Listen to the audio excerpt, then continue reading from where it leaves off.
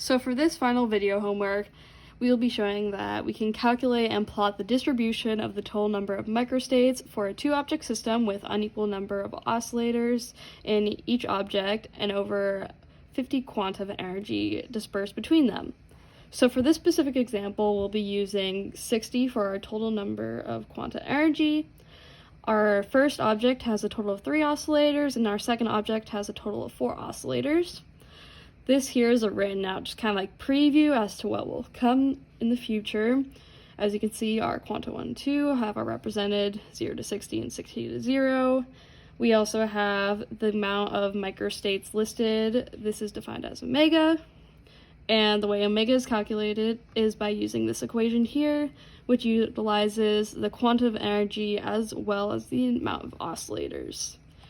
For this, we will also be able to find our microstate total, which is basically a combination of the first and second objects.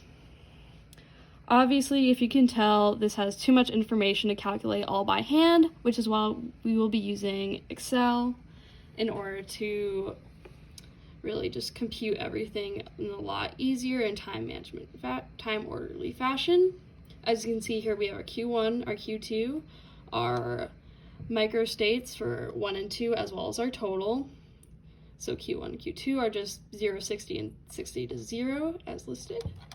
And then our microstates are actually calculated using Excel by using the correct equation. And then our microstate total, or omega total, is just by adding omega 1 and omega 2 together, as you can see here, by C2 plus D2. And so now we really just want to see and plot this data. So you can see with this plot, we have all of the total amount of microstates compared to just, we're just using object 1 in this case, but the x-axis doesn't really have significance. What we're mainly looking at is the dispersion of the microstates total. As you can see here, it's all rushed towards this first side, which makes sense because our first object at this point in time only has 1, while our second object has almost 40,000.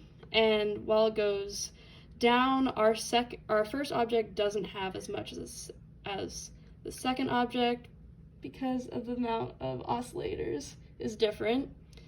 Normally we would see a symmetric graph if the amount of oscillators are equal, but this is not the case, which is why it's all to the side.